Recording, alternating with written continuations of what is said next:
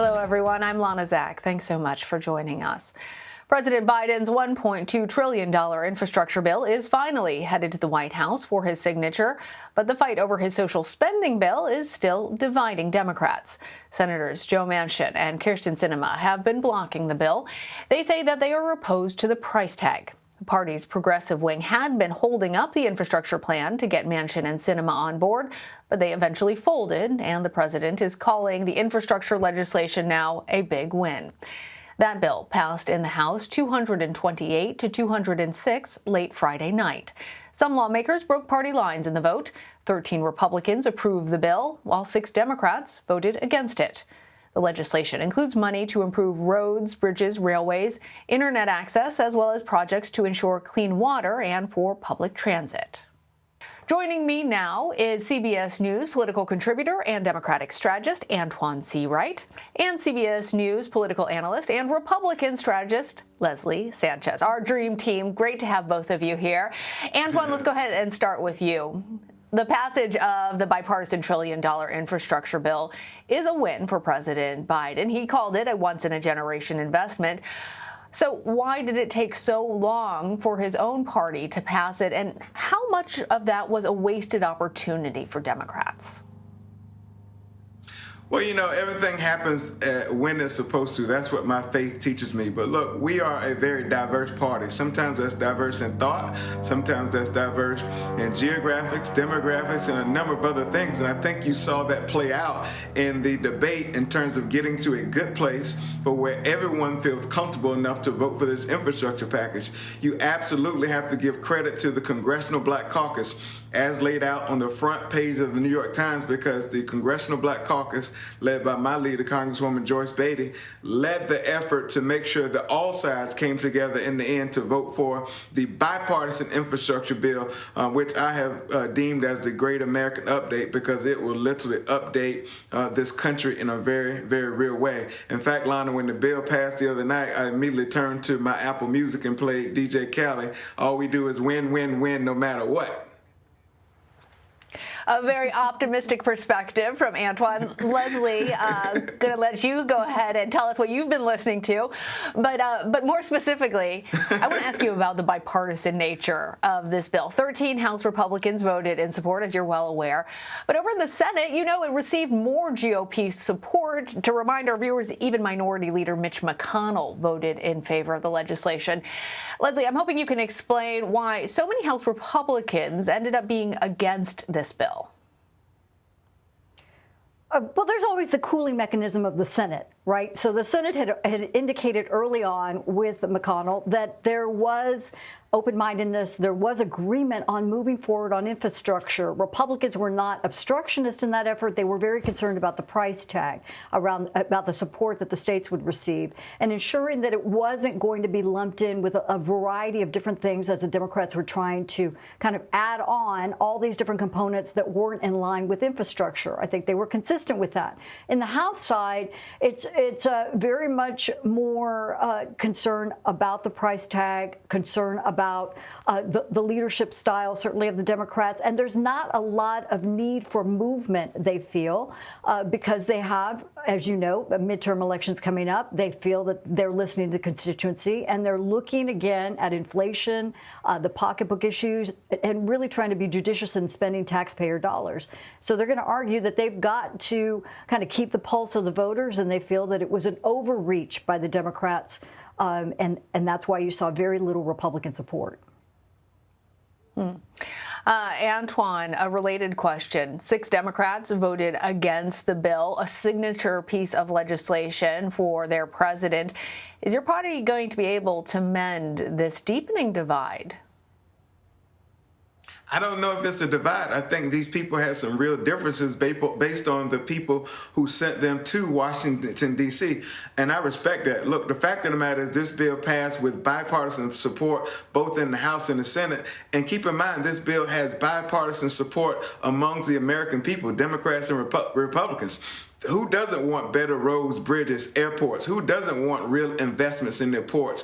Who doesn't want broadband access, which is to our generation what electricity was to the previous generation? Who does not want those things? Those things are bipartisan vehicles that need to be updated in this country, and that's why you saw the vote play out the way it did. At the end of the day, I think where we may have had some friction in our caucus as it relates to the other night is what happens next. But I'm a firm believer, as my mother taught me, you crawl before you walk. And I think the passage of the bipartisan infrastructure bill the other night is a big step in crawling for Democrats. So, Antjuan, just to be really clear on this, you think that neither from the Speaker's office or from the White House that there's any hurt feelings or anybody being upset that those 6 Democrats didn't vote in favor of the legislation? No, because we always have a few Democrats who may not fall in line necessarily when it comes to party line votes. And I commend my leader, Majority Whip Jim Clyburn, who's responsible for counting votes. And that's just part of the legislative process. We see that when it comes to Republican pieces of legislation as well. People just have their differences. What I can tell you everyone agrees on is the fact that this bill will do more with its investments in this country than any other perhaps piece of legislation that we've passed in my political lifetime. And so I think people will appreciate that, and history will be kind to President Biden and the Democratic majority, as well as those Republicans who joined in on the effort. All right, I want to follow up on this point with you, Leslie. Since the Senate vote in the summer, a lot has shifted politically. And we're now that infrastructure is cleared, we're really looking at this bigger social spending package. How much do you expect Republicans are going to be campaigning against Democrats on spending come the midterms? This is a huge issue, Lana. A lot of the reason that the Republicans are pointing to is because of the price tag. While the Democrats have tried to tap that down and kind of obscure it through some procedural ways of measuring just the impact of this, that $4 trillion price tag is what Republicans are circled on their target, and that's what you're going to be hearing a lot about. And they feel it's a broad overreach in terms of a progressive left pull in the president's agenda. And I do think there's a bigger rift there than what Antjuan was talking about. And you certainly see the frustration on the Democratic side. Today on Face the Nation, you had Virginia Senator Tim Kaine suggesting that if all these measures had been passed, infrastructure and this big spending program, that it would bode better for Democrats down ballot, meaning Terry McAuliffe. And that is the opposite of what Republicans believe. Republicans believe that it is this broad overreach that is galvanizing, in addition to the education issues, certainly the inflation issues, and getting their base organized and ready for the midterm elections. So these decisions obviously will have consequences, but this price tag, as prices are upticking, as the demand for labor is increasing while unemployment levels are lower, and trying to mix those two together, and these vaccine mandates, there's still a lot of friction in the economy. And that is going to really have a lot of people focused on the price tag of this, probably more so than at other times. We will we'll play for our viewers a little bit of that interview on Face the Nation that you referenced, Leslie, with Kaine.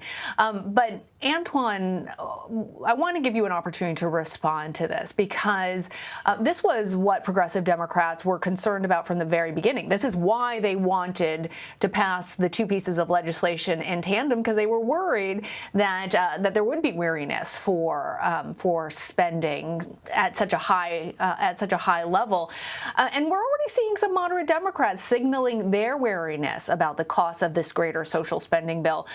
Do Democrats have enough support to pass it, given that they're not getting the same support from Republicans that they got on the traditional infrastructure bill? And fundamentally, how important will this be as Democrats are trying to convince voters to keep them in power come the midterms?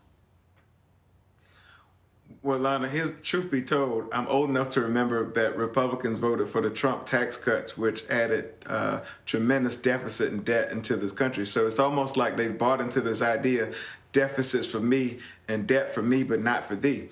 What I do know about this legislation that's been confirmed several times over is that it pays for itself. The bipartisan infrastructure bill that passed the other night, we know what that's about. That's a true investment, not an expense. That's why it was bipartisan. And what will come next, everything the Democrats will do in the social spending bill will literally pay for itself. That's why you've had some moderate Dems. That's why you've had others come on board to say we can live with this, because the way the bill is structured is going to pay for itself. So it's not going to be another pound to the debt or deficit in this country. And I think that's why you see the American people so supportive of the legislation, above 50%, and all the things we're going to do. And what's important is what's actually in the actual package that will eventually pass. And what's in it are things that will be further investments that was not weaved into the bipartisan infrastructure bill. And that's why Democrats can be very optimistic. I think the key for us when Republicans try to pound the pavement about debt and deficits is to be able to educate correctly